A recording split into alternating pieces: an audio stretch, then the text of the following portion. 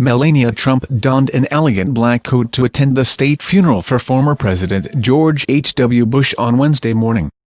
The 48-year-old First Lady had a solemn look on her face when she arrived at Washington National Cathedral in Washington, D.C. hand-in-hand with her husband, President Donald Trump. Melania's $2,275 double-breasted coat by Pro-Enzo featured a collar and a belt with a shiny gold clasp, an eye-catching detail to an otherwise demure outfit. Despite the near-freezing weather in the nation's capital that morning, she opted to keep her legs bare, topping off her chic outfit with a pair of classic black patent leather heels. She had her caramel-colored hair down around her shoulders in its signature style. She wore minimal jewelry aside from the platinum bands on her fingers.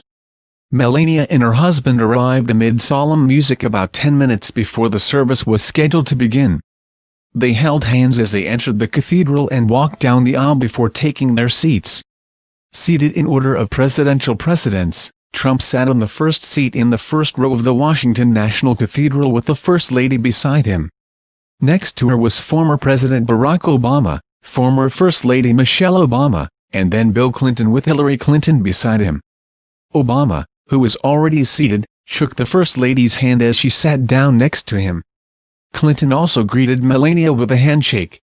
President Trump removed his overcoat and handed it to a military escort before he too sat down. Trump shook the hand of Obama, whom he derided in earlier years with a false claim of not being born in the United States and regularly pilloried on the campaign trail. Obama, in an unusual move for a former president, actively campaigned in the off-year elections and blasted his successor's conduct in office.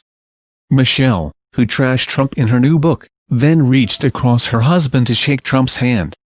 Trump only shook hands with the Obamas, and Hillary Clinton, seated to her husband's left, sat stone-faced and looked straight ahead toward the pulpit. Clinton, mouth slightly agape, turned his head somewhat toward the current president but did not engage or attempt a long-distance shake. The Clintons were several feet away from the Trumps. Neither the Trumps nor the Clintons endeavored to exchange a greeting, though had they tried it would have had to involve getting by the seated Obamas from their front row seats. The atmosphere seemed tense as the row of leaders awaited the casket carrying the remains of the former president. They all stared straight ahead and did not speak. Former President George W. Bush, the late leader's most visible legacy, entered the cathedral last. Before taking his place with other family members in the pew across the aisle from the row of living presidents, he walked over to shake hands with the Trumps, the Obamas, the Clintons, and the Carters. Such a gathering of presidents and former occupants of the Oval Office has not been seen since Trump was inaugurated. The president did not attend the funeral of Barbara Bush in April when all the former first couples gathered to support George H.W. Bush.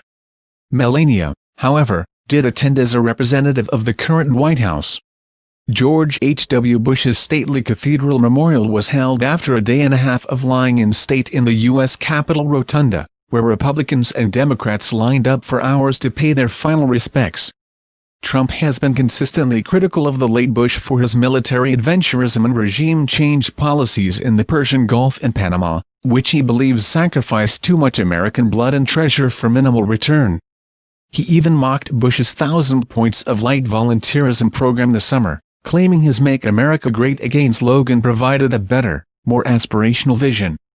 But following Friday's death of Bush at age 94, the current president treated Americans to a kinder, gentler Trump. "We lost a president who truly was a wonderful person, a wonderful man, a great man," he told reporters in Argentina during the G20 summit. On Wednesday he proclaimed the cathedral service not a funeral. "This is a day of celebration for a great man who has led a long and distinguished life. He will be missed."